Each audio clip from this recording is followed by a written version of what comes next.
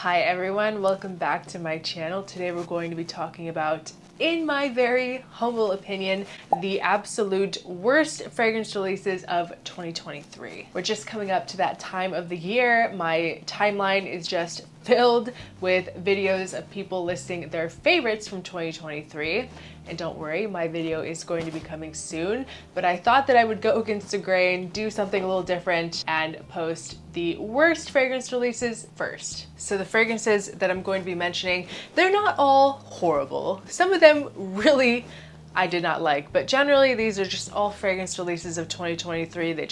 They missed the mark for me. Fragrances that I don't think are worth having in my collection, fragrances that I decided to skip out on purchasing, and we're going to be talking about designer, niche, men's, and women's because it's a long list, but it's nowhere near as long as the list that is going to be of the good releases of 2023. I'm very excited to film that video for you guys, but let's get into this one. So we're going to be starting with Cafe Rose by Tom Ford. Now, I really wanted to love this fragrance. I am a huge coffee rose lover. I mean, let's be real, anything with coffee I pretty much automatically love. And this fragrance was a re-release of an older fragrance from the private line that got discontinued. So a lot of people were really excited about the release of Cafe Rose in the signature line. And I ended up buying a bottle. And after spending a few days with it, wearing it, testing it out, I came to the conclusion that there was actually no coffee in this fragrance. It just was a very harsh, strong, soapy rose scent, basically. A very soapy rose.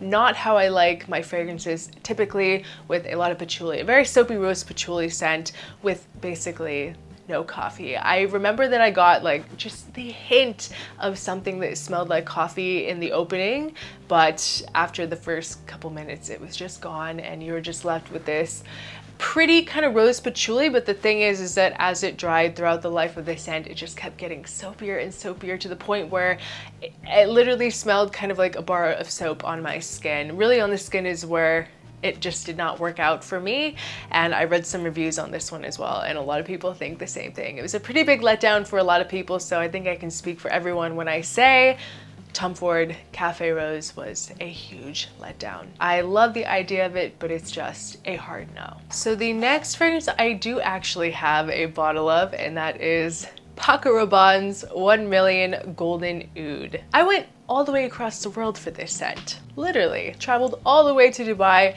to pick this one up, and I was so let down by it. Very skanky, very leathery, dark oud. But I will say, I smelled this again. So I've tried it like a handful of times, okay? And right when I first got it, I was like, no, I do not like this at all. But I just tried this, revisited this last night while I was preparing my ideas for this video.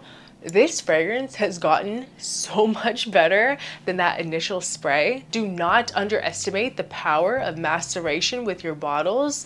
The scent will change over time, and this one got a lot better, a lot sweeter, more resinous. There's almost something in this that reminds me of like a date note, and also very kind of like frankincense-y, very resinous. But still, even though it has gotten better, it's still a no for me. I think that in America, this fragrance, it would just not work. No, I don't think a lot of people would be able to appreciate this scent. I don't really appreciate it. I mean, I can, but at the same time, I don't. Like, for me, it smells like Dubai. Like, it brings back memories of being like in the markets in the mall and stuff like that. Like, this smell is in the air, and I do like it better like as a room scent. Like, if this is a candle, I think I would really like it, but just the idea of it on a man, it's like, no, it's a little skanky, it's a little rough, dark, rough leather scent with a lot of oud.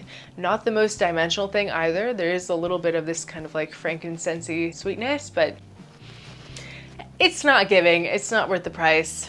1 Million Golden Oud, no. So this next fragrance, when I smelled it for the first time, I literally got mad, like physically upset, and we are talking about Tobacco Honey by Guerlain.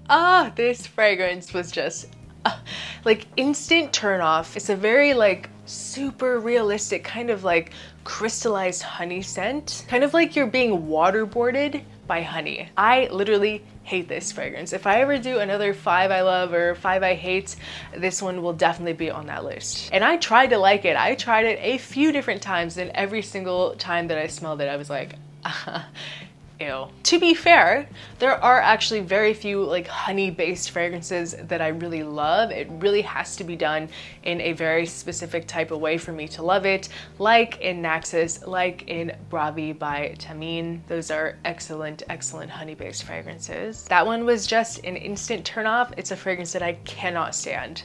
Tobacco Honey by Guerlain. No. The next one that I got to try was All of Me by Narciso Rodriguez, and this is one of those fragrances that it's not bad.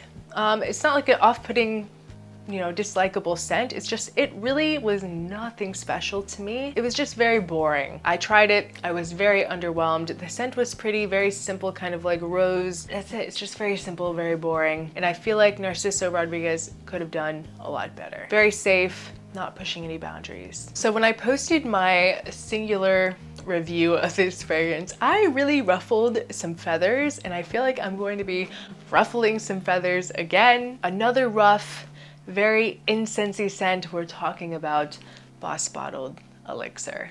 An elixir that for me did not make the cut at all. Labdanum balm, nothing special to me. It just kind of smelled like it was trying to be like Memo or Amouage, just doing it really badly. Just very kind of rough around the edges, artificial, way too much incense, just, it's not my thing. But I know that a lot of people really enjoy it, and if you do love it, I am very happy for you, and rock it. Whatever makes you feel confident, wear it. Forget what everyone else thinks. Do it for yourself, but in my opinion, I think Boss Bottled Oud is the best in the whole lineup, and I would highly recommend picking up that one over Boss Bottled Elixir. So we have to talk about Smoking Hot by Killian. This is another one that I really wanted to love, just because it's Killian, because of the name, Smoking Hot. It's like a smoky, ashy kind of apple, vanilla, cinnamon scent, kind of like implemented some elements from like Angel Share. I really do see what they were trying to do with it, but it just really missed the mark for me. It just smelled like this kind of apple hookah. Like, you ever know if you walk past a hookah bar, you smoke hookah, like it's very specific, that smell, and it's what that perfume smells like. And I couldn't really get behind it. And when I tried it, I actually sampled it a few times, and I thought to myself, like, if I bought this, because I wanted to buy it because it's Killian and the name is Smoking Hot. Like, who doesn't want a fragrance that's called Smoking Hot? When someone asks you, what are you wearing? Like, oh, I'm wearing Smoking Hot. I try to think to myself, like, where could I wear this fragrance? Like, what is the occasion for this? And the only thing that popped into my mind was Halloween. This is like a fragrance that I would wear on Halloween. It's what it feels like to me, and that I would never wear. It's like one day a year for those Killian prices. I don't really know if it's worth it or not. So I didn't really like the scent anyway, so it was a flop. Smoking Hot by Killian. So sad. So now we're gonna talk about a couple from Xerjoff. I feel like the releases earlier in the year were kind of misses for me. We're gonna start with Aridal. Once again, a scent that is not bad. It's a very elegant, like woody type of scent, just very underwhelming for me. I don't really have anything negative to say about this scent itself. It's a woody, kind of aromatic, cashmere wood scent. I just was not blown away by it. And then also they came out with GrooveXcape earlier in the year that was also kind of has that ashy, like fog machine, hookah type of vibe that just also wasn't for me. I don't dislike it, but I don't love it. But I do feel like Xerjoff really made up for those two later in the year with their releases with Trino 23 and White on White, but you guys will see in the best releases of 2023 what I think. But Aridal and GrooveXcape were just not for me, not my favorites. So I tried a fragrance that was a Harrods exclusive. Now, I almost blind bought this fragrance. I was so excited about it because I am generally a huge fan of this house. We're talking about Under the Stars by Maison Margiela. This was a Harrods exclusive, guys, and I went to Dubai and they had it at Sephora there. And this fragrance is just horrible, straight up bad. I cannot believe, I don't know how this fragrance got into Harrods, because to be a Harry's exclusive, like you have to be special. You have to be like standing out from the rest and exclusive. Like that's what an exclusive fragrance is. Like it's generally better than everything else. This fragrance smelled so horrible. I could not believe it because I love Maison Margiela. There's so many that I love. Matcha Meditation, Jazz Club, By the Fireplace, Coffee Break. The list just goes on and on about how many that I love from that house, and there's so bad, so bad. Very skanky, straight up oud scent. I really couldn't believe it. And I'm going to be very interested to see if it comes to America, how it gets perceived by the general public. It's going to be very interesting to see. I love Maison Margiela, but Under the Stars sucks. So I want to talk about YSL's Libre Labo Latin, and I did a whole dedicated video on this one. The price for the product was just not it for me. I don't know what is getting into some of these designers' heads with their price points, but it was like $180 for a 50 ml, I'm pretty sure.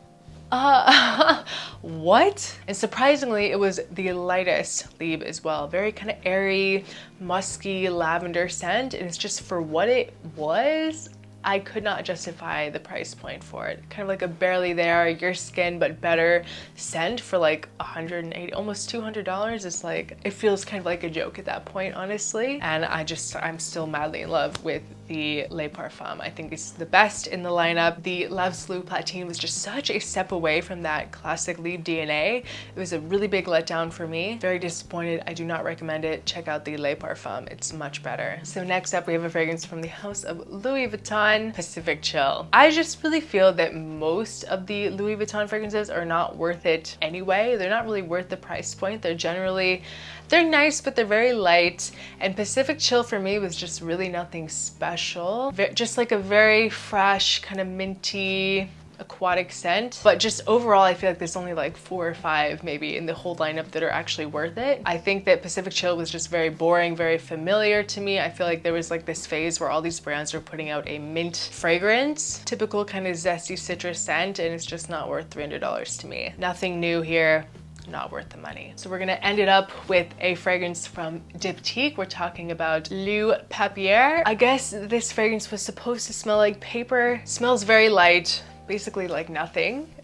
It has a steamed rice note, and that is pretty much what it smelled like to me. Like you have a rice cooker and it's done making the rice and you open the lid and that steam comes out. That is literally what this perfume smells like. They're trying to be kind of artistic, but it just, I don't really want to smell like rice or paper. For that matter. I definitely would not want to smell like that. So guys, those are the worst releases of 2023 in my opinion. I think that 2023 was actually an amazing year in perfumery. So many just amazing releases. It was the year of the Elixir as well. There were quite a few good Elixirs that came out, and I really feel like there are going to be like 10 times more good perfumes that came out than the ones that I hated, but we will be doing that video very soon, so look forward to that. Please leave a comment below what was your biggest flop of the year, what was your most hated release of 2023. I would love to know. Let us all know what your biggest letdown was. Thank you guys so much for watching. I appreciate each and every one of you, and I will see you guys next time. Bye.